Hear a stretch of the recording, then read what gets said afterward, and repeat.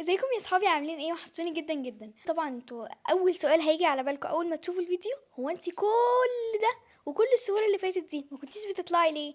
هقول لكم والله يعني كان في كذا حاجه مشغوله بيها.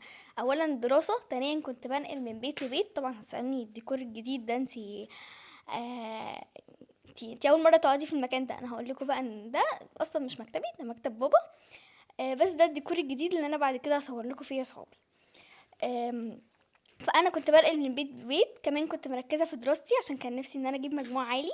وطبعا يا جماعه بمناسبه ان ان خلاص كل المراحل طلع لها النتيجه بتاعتها، فانا جايه اكلمكم يا صحابي عن النتيجه ذات نفسها. جه حد مثلا جاب اعلى مني او اجتهد اعلى مني يبقى انا درجتي قليله. دي بصراحه مشكله كانت بتواجهني كل سنه. كل ما يطلع الاوائل كنت بزعل جدا. كان كل يا صحابي ما المدرسه تعلن او تطلع اسماء. طبعا هتستغربوا مين اللي عماله تكركب في الاوضه ورايا دي اختي الصغيره. طبعا ممكن يكون دي اول مره انتوا تشوفوا فيها اختي الصغيره، لان هي اصلا لسه مولوده قريب فما كده. بس طبعا شقيه ما عرفناش نسيطر عليها نطلع لها بره، فخلاص بقى قلنا نسيبها تقعد جنبي كده وتسكت وخلاص. طيب نكمل موضوعنا بقى. هنا في موضوعنا دلوقتي. كنا بنتكلم عن ايه؟ اه كان كل ما المدرسه تعلن عن الاوائل كنت بقعد اعيط وازعل لان انا ما كنتش بطلع منهم، واقول ليه انا مطلعش، وليه اما انا اجتهدت طول الترم، وليه وليه وليه. بس بعد كده يا صحابي السنه دي اكتشفت حاجه. لما اعلنوا عن الاوائل ما طلعتش منهم للاسف، يعني عادي. فزعلت جدا وفضلت اعيط كتير جدا. فبعد كده لما رحت استلم شهادتي، انا ما كانش عندي شغف بصراحه ان ممكن يكون الدرجه كبيره. بس لما رحت استلمتها لقيتني جايبه 95%. ولقيتني على فكره، ولما سالت ماما وبابا اصلا في الاول كنت حاسه ان دي درجه قليله، بس لما سالت بابا وماما لقيتها درجه حلوه جدا. وعادي يعني مش شرط ان في حد يا صحابي اجتهد اكتر منك او جاب درجه اكتر منك يبقى انت درجتك قليله او انت قليله او انت مش شاطره.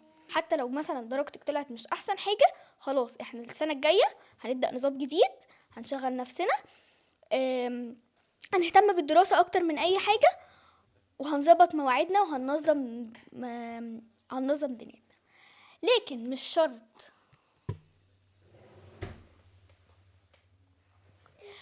شرط ان مثلا بنت خالتي، بنت عمتي، بنت جارتي جابت مثلا اعلى مني ان انا ازعل، او مثلا الاوائل مثلا انا ما طلعتش منهم ان انا ازعل واقعد اعيط واقول اشمعنى انا يا رب، ما انا كل سنه كنت، ما انا برضو بعمل شبههم، ما انا شاطره شبههم.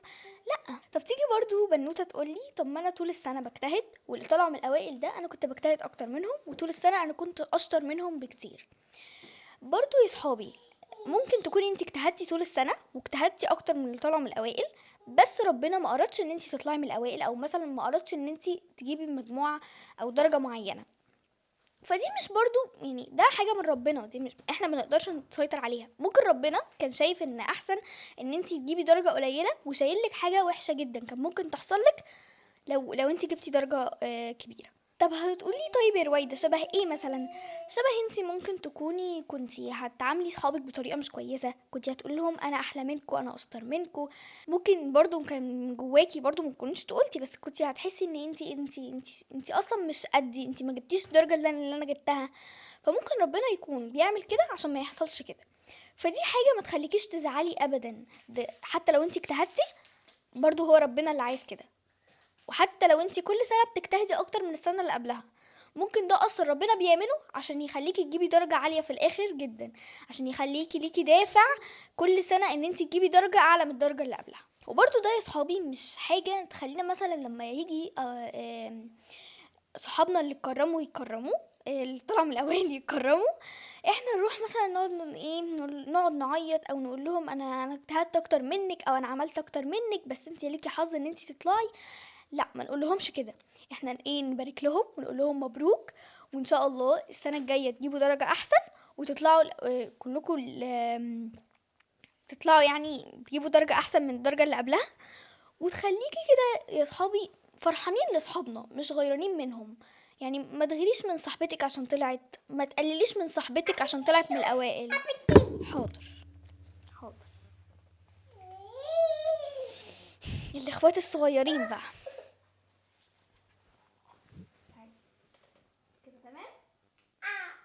فدي برضو يا صحابي، نرجع بقى لموضوعنا، فدي برضو يا صحابي حاجه ما تخليكيش تغيري من صاحبتك، لا تخليكي فرحانه لصاحبتك. لو انت بتحبيها بجد تفرحي لها، مش تغيري منها او تقولي لها انا عملت اكتر منك.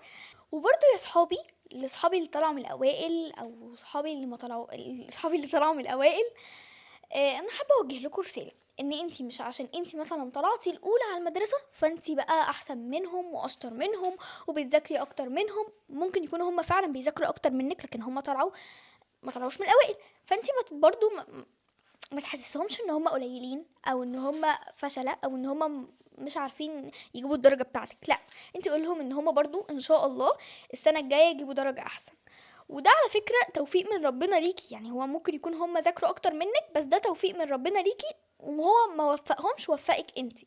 فمش معنى ذلك ان ربنا وفقك ان انت تدوري على صحابك تكلميهم بطريقه مش كويسه، تقول لهم انا اشطر منكم يوم التكريم، توريهم الشهاده وتقعدي تغزيهم بيها. كل الكلام ده يا صحابي على فكره بيزعلني، بيزعل صحابك منك جدا، وبيخليهم يبعدوا عنك، وما بيكونوش عارفين يحبوكي، او اصلا مش عارفين ان هم يباركولك وانت جايه تغزيهم بالشهاده وتقول لهم بصوا اسمي مكتوب ازاي، بصوا عاملين لي ايه. لا، انت المفروض تروحي تقول لهم ايه، ما توريهمش الشهاده اصلا، تحسسيهم ان هم شاطرين، وتقولي لهم ان هم ان شاء الله السنه الجايه يطلعوا كمان معانا من الاوائل. يعني مثلا تقول لهم ايه، والله ان شاء الله يا رويده السنه الجايه نطلعوا انا وانتي من الاوائل ونتكرموا سوا ونصوروا سوا انا وانتي بس في صوره لوحدنا. ساعتها انتي هتخليها برضو وهتديها دافع ان هي السنه الجايه تذاكر اكتر وتجتهد اكتر من السنه اللي قبلها. كمان هتخليها تحبك وتبقى صاحبتك، مش هتخليها تفكر ان انتي مثلا ما بتحبيهاش، لا ده هي كده هتفكر ان انتي بتحبيها جدا وخايفه على مصلحتها، او مش خايفه على مصلحتها انت يعني بتحبيها وعايزاها تكون شبهك وتطلع من الاوائل وتكون اشطر واحده. الحاجات دي والله يا صحابي بتفرق معانا جدا، يعني معايا انا ذات نفسي بتفرق معايا جدا.